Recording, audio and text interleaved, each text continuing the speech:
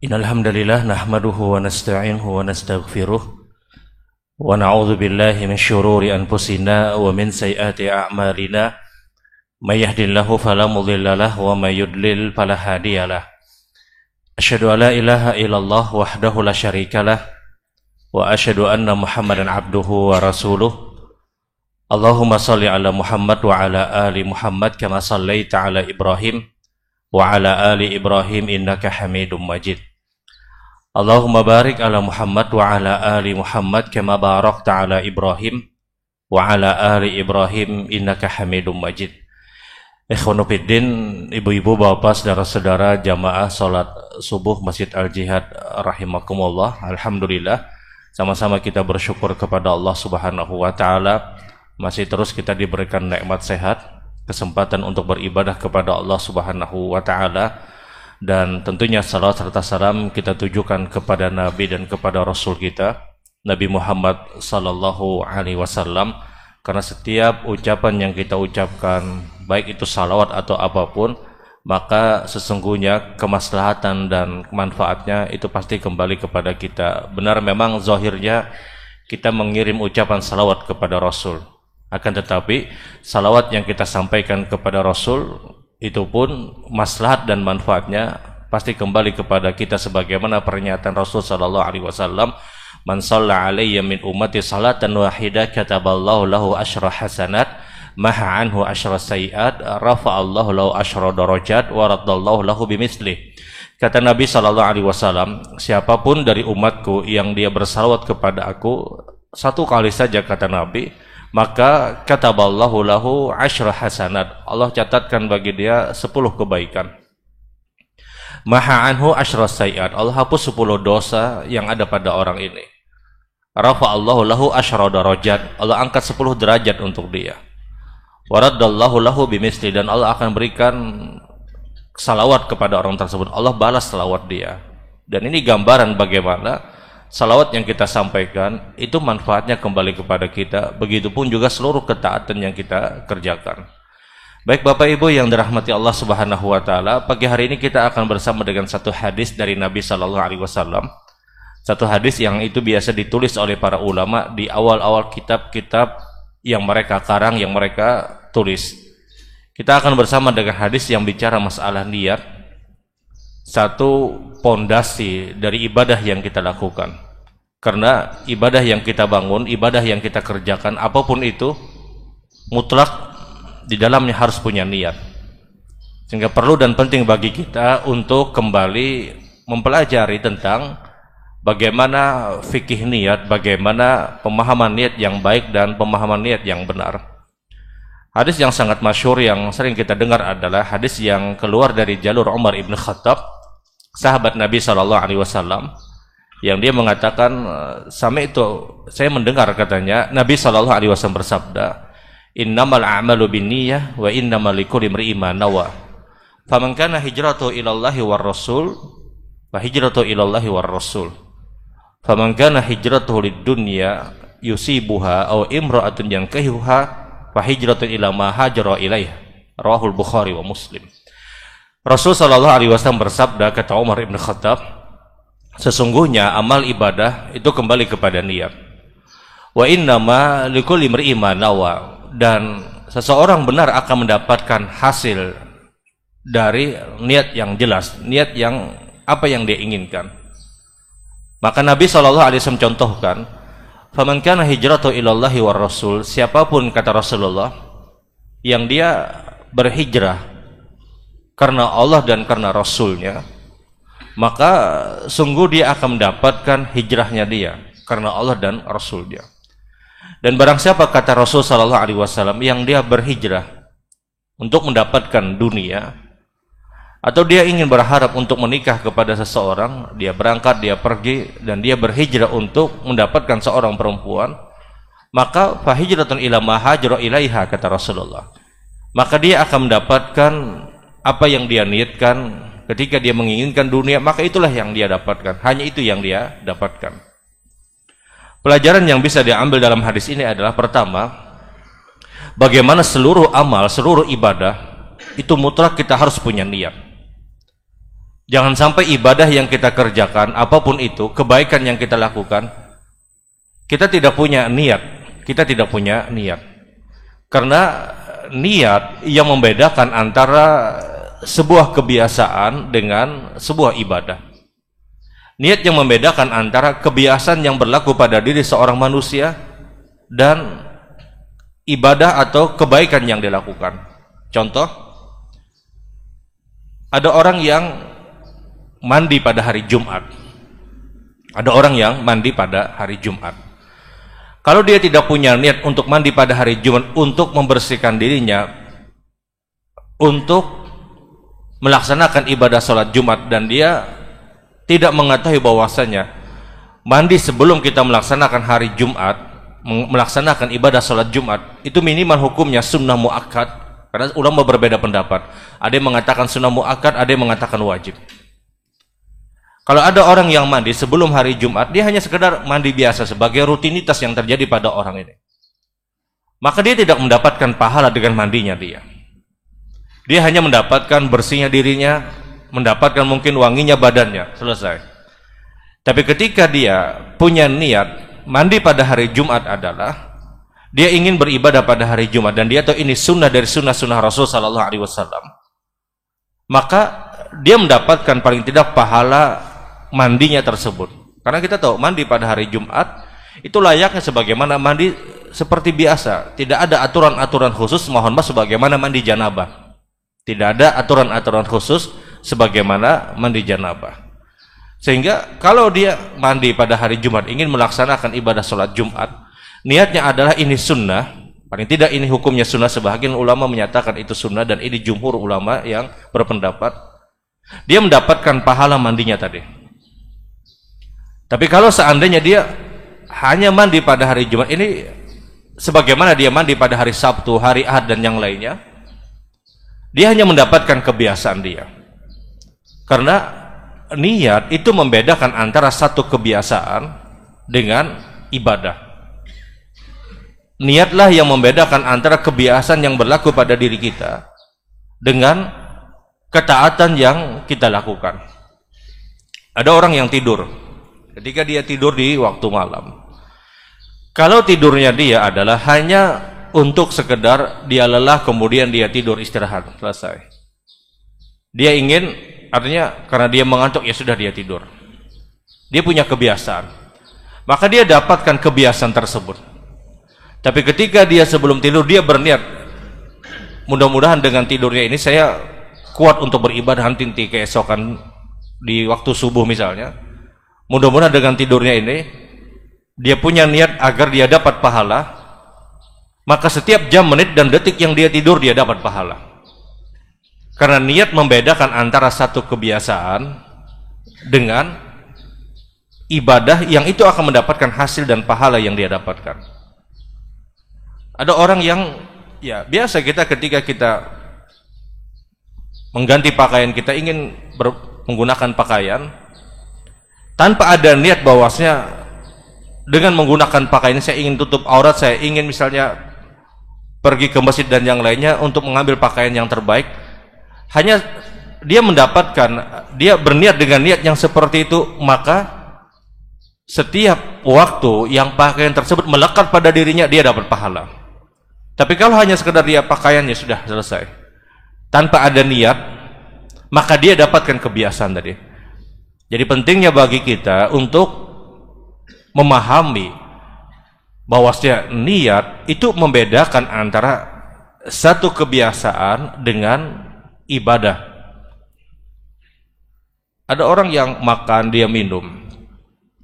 Kalau makannya dia hanya sekedar dia menghilangkan rasa lapar, menghilangkan rasa haus, maka dia dapatkan apa yang dia jadikan kebiasaan tadi. Tapi kalau dia punya dengan makan ini mudah-mudahan saya kuat untuk beribadah, dia mulai dengan kalimat basmalah, dia dapat ucapkan bismillah, kemudian dia makan, dan dia punya niat dengan makan ini mudah-mudahan saya kuat beribadah, maka dia dapat pahala, dia mendapatkan pahala. Inilah yang dimaksud hadis Rasul, innamal a'malu binniyah. Satu perbuatan itu kembali kepada niat. Satu perbuatan itu kembali kepada niat apa yang dilakukan. Karena niat sekali lagi dia membedakan antara satu kebiasaan dengan ibadah. Dan niat itu membedakan antara satu ibadah dengan ibadah yang lain. Pentingnya kita punya niat yang jelas. Karena niat sekali lagi dia membedakan satu ibadah yang kita bangun, satu ibadah yang kita kerjakan dengan ibadah yang lain. Ada orang yang masuk masjid, sama-sama 2 rakaat, yang satu mengerjakan tahiyatul masjid, kemudian orang yang kedua dia kerjakan qabliyah subuh misalnya setelah dia tahiyatul masjid. Niat ini membedakan satu ibadah dengan ibadah yang lain, sehingga penting bagi kita untuk benar-benar memperhatikan niat. Karena innamal a'malu binniyat, amal itu kembali kepada niat. Ini pelajaran yang pertama. Pelajaran yang kedua adalah bahwasanya an-niyatu fil qalb. Niat itu ada dalam hati, tidak dilafadzkan, tidak diucapkan. Ulama sepakat bahwasanya niat mahaluhu fil qalb. Niat itu tempatnya di hati, bukan di lisan, bukan diucapkan. Tidak ada ibadah apapun yang niat itu dilafadzkan kecuali hanya berlaku pada umroh ataupun haji. Tidak ada ibadah apapun yang niat itu dilafadzkan, yang dicontohkan oleh Rasul sallallahu alaihi wasallam, kecuali itu hanya berlaku pada umroh dan haji. Kita sering mendengar kalimat labbaik Allahumma umratan, atau labbaik Allahumma umratan wa hajjan, atau labbaik Allahumma hajjan. Ini niat-niat yang diucapkan kapan? Ketika Rasul sallallahu alaihi wasallam mencontohkan kepada para sahabat di saat mengambil miqat. Dan inilah satu-satunya, kata para ulama, niat yang dilafadzkan, niat yang diucapkan. Karena niat itu mutlak tempatnya di hati. Tidak ada istilah pengucapan niat apapun di dalam ibadah yang kita kerjakan. Karena an-niyatu fil qalb, niat itu berada di dalam hati. Jadi niat di dalam ibadah yang hanya diucapkan, yang dicontohkan oleh Rasul sallallahu alaihi wasallam itu hanya ketika umrah ataupun ketika haji. Yang Rasul sallallahu alaihi wasallam melafadzkan kalimat labbaik Allahumma umratan atau labbaik Allahumma umratan wa hajjan.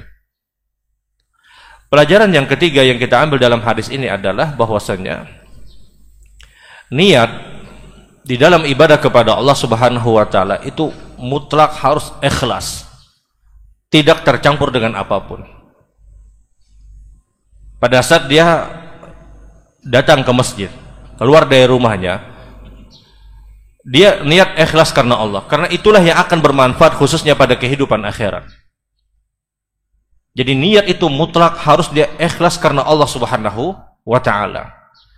Dia benar-benar ketika dia melakukan ketaatan, melakukan ibadah dan kebaikan, dia tujukan hanya kepada Allah Subhanahu wa taala, karena itulah yang mendapatkan pahala. Itulah yang akan diganjar oleh Allah Subhanahu wa taala. Dia tidak bercampur dengan riya, karena kita tahu riya itu akan menghabiskan dan menghilangkan pahala yang semestinya kita dapatkan. Kita tahu ada hadis Rasul sallallahu alaihi wasallam yang begitu masyhur. Kata Nabi sallallahu alaihi wasallam, saya tidak takut, kata Nabi, kalian bertemu dengan Dajjal. Saya tidak akan pernah khawatir dan takut selama kalian beriman kepada Allah. Saya tidak takut, kata Nabi, kalian akan bertemu dengan Dajjal. Tapi ada satu hal yang lebih aku takutkan daripada kalian bertemu dengan Dajjal. Sahabat bertanya, apa itu ya Rasulullah? Kata Nabi, perbuatan riya.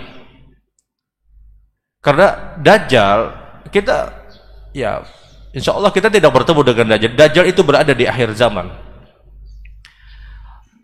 Orang bertemu Dajjal itu hanya satu kali. Sementara riya itu bisa bertemu setiap saat. Setiap dia beribadah kepada Allah Subhanahu wa taala. Dan riya itu akan menghabiskan pahala yang semestinya kita dapatkan.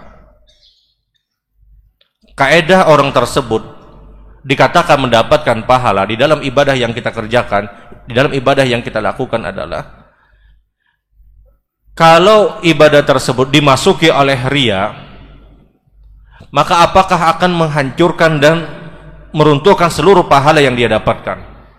Para ulama membagi, kalau ibadah tersebut sifatnya adalah tersambung, muttasilah, maka kapanpun riya masuk, dia tidak mendapatkan pahala. Tapi ketika ibadah tersebut bukan sifatnya tersambung, kemudian ria masuk pada ibadah tersebut, maka dia tidak mendapatkan pahala pada saat masuknya ria tersebut. Adapun ketika pada saat ria tersebut tidak masuk pada ibadah yang tidak tersambung, maka dia dapat pahala. Contoh, baca Al-Quran ini ibadah yang tidak tersambung. Kita buka Al-Quran, sehalaman kita ikhlas. Masuk halaman yang kedua, ada orang dihiga mendengarkan bacaan kita. Kemudian kita bagus-baguskan bacaan kita. Kita bagus-baguskan bacaan kita. Karena kita tahu ada orang yang di samping mendengarkan bacaan kita. Di halaman yang kedua yang itu masuk ria, itu tidak dapat pahala. Di halaman yang pertama yang belum terjadi ria, maka dia mendapatkan pahala. Tapi kalau ada orang yang sholat, rakaat pertama dia ikhlas, takbir Allah Akbar dia ikhlas. Masuk rakaat pertama dia ikhlas. Ketika masuk rakaat kedua dia baru sadar, oh ternyata di sampingnya ini ada orang yang dia hormati, yang dia kenal. Kemudian dia bagus-baguskan ibadah sholatnya di rakaat yang kedua. Maka orang ini tidak akan dapat pahala dari awal sampai akhir. Kenapa? Karena sholat ini ibadah tersambung. Ibadah yang tersambung. Salat zuhur 4 rakaat. Rakaat pertama dia ikhlas, rakaat kedua dia ikhlas, rakaat ketiga dia ikhlas, masuk rakaat yang keempat. Masuk rakaat keempat. Rakaat keempat kemudian hadir ria. Dia ingin dapat pujian, dia ingin mendapatkan sanjungan. Ketika masuk ria di rakaat yang keempat, maka dari rakaat pertama sampai rakaat keempat dia tidak dapat pahala. Kenapa? Karena sholat ini ibadah yang tersambung. Puasa pun juga demikian. Kita tahu puasa ini ibadah tersambung. Kapan? Dari adzan subuh sampai adzan maghrib tersambung. Kalau ada orang yang berpuasa dari adzan subuh jam 10 stop dulu, istirahat dulu aja sedang. Puasa itu ibadah yang tersambung. Ketika adzan subuh dia sahur, dia ikhlas, dia puasa. Masuk zuhur dia masih ikhlas. Masuk waktu asar 5 menit, hampir adzan maghrib misalnya, 5 menit lagi adzan maghrib. Taruhlah misalnya ini puasa sunnah. Ada yang bertakun, ikam puasa kah? Berdiam sidin. Ditakuni lagi puasa kah? Jadi sidin, biasalah hari Kamis hari ini aja sidin. Dia ingin dapat pujian, dia ingin dapat pujian. Nah pada saat dia ingin dapat pujian, kemudian benar dia mendapatkan pujian, maka dia tidak dapat pahala. Walaupun di awal dia ikhlas. Karena ini puasa ibadah yang tersambung, ibadah yang harus dia tuntaskan, yang tidak boleh dia batalkan di tengah-tengah ibadah tersebut. Tapi kalau ibadahnya bukan ibadah yang tersambung, seperti baca Quran tadi misalnya, seperti misalnya pengajian seperti ini, dari awal ustadznya ikhlas, dari assalamualaikum dia ikhlas, 2 menit lagi hampir selesai kajian, dia tahu orang memperhatikan apa yang dia sampaikan. Kemudian dia bagus-baguskan hadis yang dia sampaikan, dia fasih-fasihkan hadis yang dia sampaikan kepada umat. Karena dia ingin dapat pujian. Maka apakah dia mendapatkan pahala? Dia mendapatkan pahala sebelum masuknya ria tadi. Kenapa? Karena ceramah itu bukan ibadah yang tersambung. Dia bebas ingin putuskan ceramah, sekarang pun tidak dipermasalahkan. 5 menit dia kajian selesai, tidak dipermasalahkan.